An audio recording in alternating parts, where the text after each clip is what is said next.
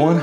Welcome to this week's YouTube video. It's entitled Tea Time So Far. I'm not sure if this is going to be a series. It might be if you all enjoy it, if I like making it. Yeah, it's inspired and informed by creators, writers, philosophers that I like watching, where they will have a topic and just sit in the camera and talk about it. And that's the nice thing about having a new YouTube channel, or even just a YouTube channel in general, where there's no real rules. This is a space for me to share my creativity. So I might enforce current guidelines, but that doesn't mean like every video has to be a vlog. I could just take it day by day and find the way as I am walking. And that's kind of the concept of this specific video. It's also going to be kind of an introductory video because it's about storytelling and writing. And of course, that's going to be a huge part of this channel. And basically, I wanted to talk about the power of story and why I even want to be a writer. And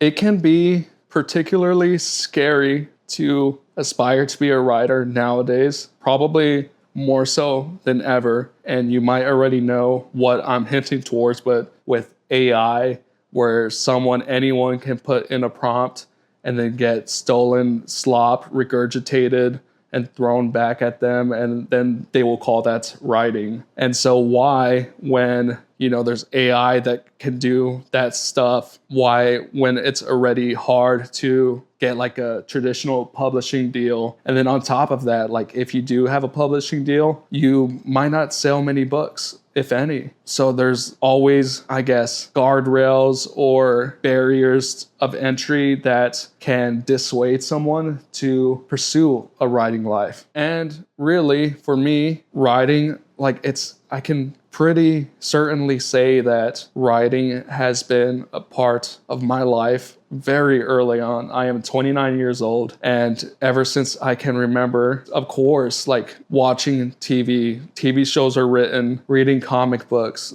also written, reading the cereal box. So there's that side of it, but even more so, it was so vividly a part of my life. I remember having a babysitter. I don't know how old. It was pretty early on. Somehow we had a desktop computer, and I remember asking the babysitter to help me write a story. So we went in, and I do remember it was about a superhero, which I loved, Marvel, DC. So that was what I was trying to replicate. And so it was about a superhero named Power Boy. And I was dictating and she was transcribing a story. And I remember us working on that every time she came, like at least 2 or 3 times. Yeah, that's a very important memory that I think of when I think about writing. Another one is, and it's pretty special that I have this, I have here, I guess, a novel I was starting. It's about 6 pages long, and I didn't see this at first, but there is a date dated 2006. So I was 10 when I was writing this. Not only do I remember writing this, we used to go to a community center down the street from our house after school. And I remember having the spiral and being in the lobby. I can picture it so clearly. I was in the lobby.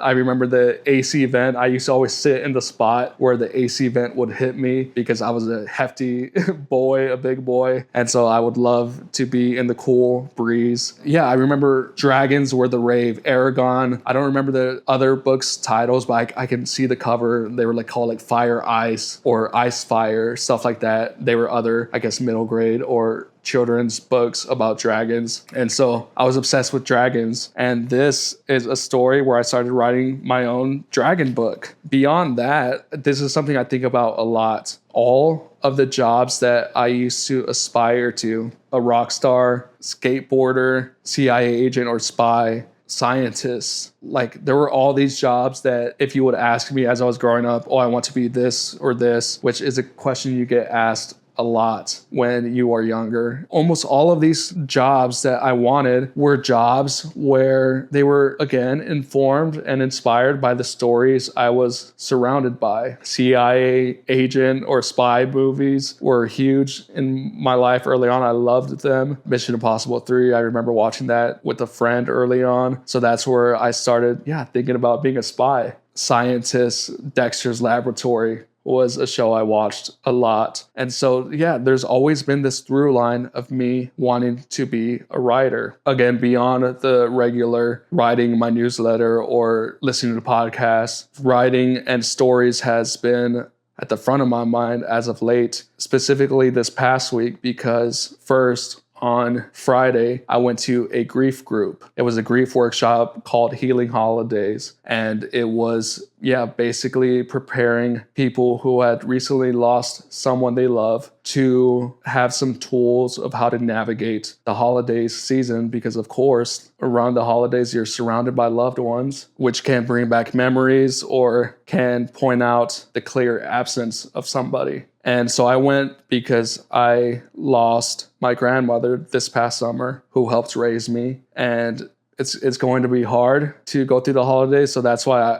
I was very hesitant at first on whether to go. And so I went. It was hosted at my work. We were all in a circle. There were candles in the middle. Already I knew we were all there because we had lost someone, right? So there's that. But it wasn't until the workshop host started giving out pointers and naming stuff, and as we went around and started telling stories, that is when stuff not only became real to me, but I was able to really connect and care for the other people in the room who were going through something similar that I was. There was someone who shared about how they would always have coffee brought to them by their partner, and how something as little as that, like they can see, not only was extremely caring, but the act of making coffee and having to do that in the morning was not only a reminder of loss, but an example of the love that they were always showed through that one little act. And so, we were telling our stories, relating, and stories in general, they create avenues for empathy. And that's why I not only love reading books, but I love going to the movies, because on the silver screen, you can have a window where you can see other people's perspectives, whether it's a nonfiction documentary or a drama or comedy, whatever. And you are able to see just that you're not only not alone, but that you might be able to relate to a snippet of someone's story. And then today, after work, we recorded 2 podcasts. They're podcasts for Advent specifically, which is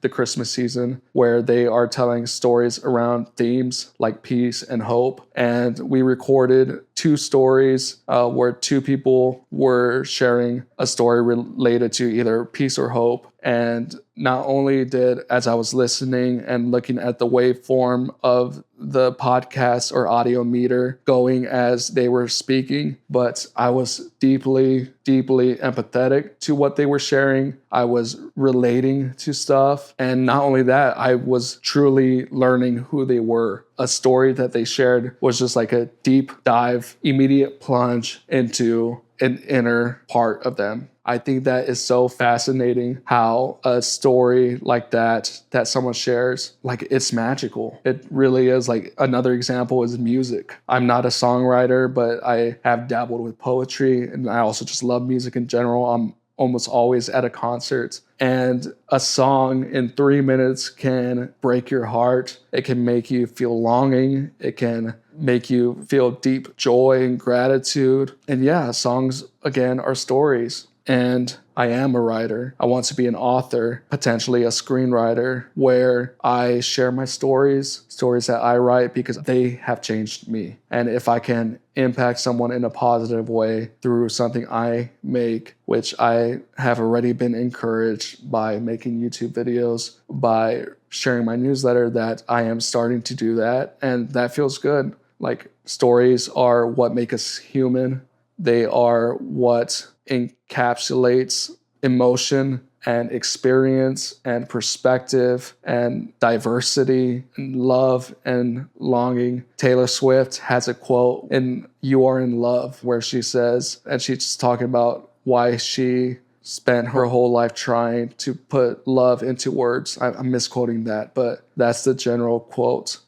Like that sums it up right there. Stories are powerful. So whether you want to be a writer or not, we're all human. We all have stories and perspectives find a way to share your story, whether that be with a coworker at lunch or try to find a way to hear someone's story. Community is everything, and stories are the glue that makes community foster and just humanity thrive, in my opinion. So yeah, if you are still watching, thank you for watching. Let me know in the comments if you enjoyed this type of video, if you relate, or even share a snippet of story in the comments.